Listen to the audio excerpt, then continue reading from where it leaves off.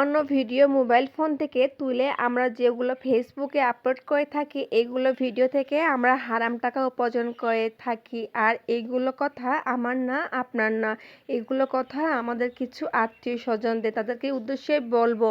এই ভিডিও জগতে যারা আছেন তারাই একমাত্র বুঝবেন এখানে কতটা কষ্ট, কতটা স্যাক্রিফাইস করে এখান থেকে 2টা টাকা আর্নিং করা যায়। আর বছরকে বছর ভিডিও খালি দিলেই হবে না, এখানে কাজ করতে বুঝতে হবে। শুধু ভিডিও দিলাম আমি টাকা পেলাম মাসে লাখ লাখ, এখানে 2 বছর থেকে এত পরিশ্রম করছি কোনোভাবে সফল হতে পারছি না।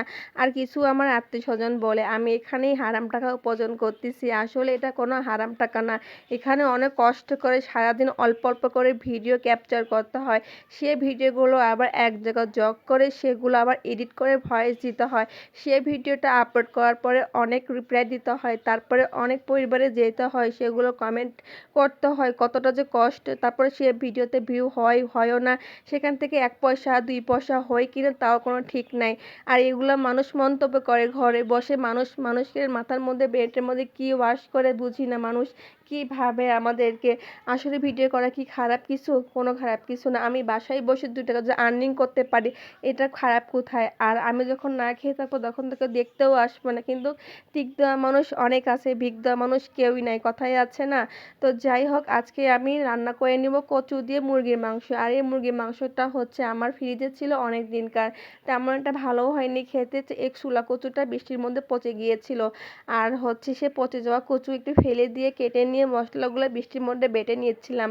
আর মশলা বাটা ফুরিয়ে গিয়েছিল, এই জন্য মশলাগুলো বেটে নিয়ে কষিয়ে রান্না করে দিয়েছিলাম। এদিকে বাইরেও টিপটিপ বৃষ্টি হচ্ছিল, কি রান্না করে খাবো? এত পরিমাণ জিনিসের দাম, সবজির দাম, তার চেয়ে ভালো হচ্ছে খালি ডিম ডাউল এসব খাওয়া মনে হয় ভালো। মাছ মাংস আর সবজির যে আগুন পরিমাণ, আমাদের এখানে গ্রাম হলে কি হয়েছে, সবজি তো পাওয়াই যাচ্ছে না, সব কিছু একদম ডুবে গিয়েছে পানির মধ্যে। তো যাই হোক, মুরগির মধ্যে হচ্ছে কিছুটা চামড়া পাটা সব কিছুই ছিল, এগুলো সবগুলো মিক্স করে নিয়ে কচুগুলো হালকা ভাপ দিয়ে নিয়েছিলাম। তারপরও না কচু ঠিক মতো সেদ্ধ হয়েছিল না, সে কচুগুলো হচ্ছে খাড়া ভাবে ছিল আর একটু গলা ধরছিল। কখনো রান্না করা খাওয়া হয় নাই, তো এইবার প্রথম রান্না করেছিলাম। আমি আর কখনো এই কচু দিয়ে আর এই মুরগির মাংস রান্না করে খাবো না।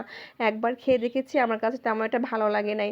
তো মুরগির মাংসের কালারটা কিন্তু খুব সুন্দর হয়েছিল, কিন্তু খেতেও ভালো হয়েছিল মোটামুটি, অতটা ভালো লাগে নাই আর কি। আমার কাছে আলু দিয়ে বেশ ভালো লাগে সব কিছুতেই। তো এখানে তরকারিটা নামানো হয়ে গিয়েছিল আর আমি সাথে পুঁইয়ের শাক ভাজি করে নিয়েছিলাম অফ ক্যামেরাতে। আর এই অফ ক্যামেরার মধ্যে ভাজি দিয়ে আগে আমি ভাতগুলো খেয়ে নিব। আর দেখেন, মুরগির মাংসের পিসগুলো শুধু বেছে বেছে খেয়ে নিয়েছিলাম আর বাকি কচুগুলো ফেলে দিয়েছিলাম। তো আমার কথা কে কষ্ট পেয়েছে সে মাফ করে দিন। আল্লাহ হাফেজ সবাইকে।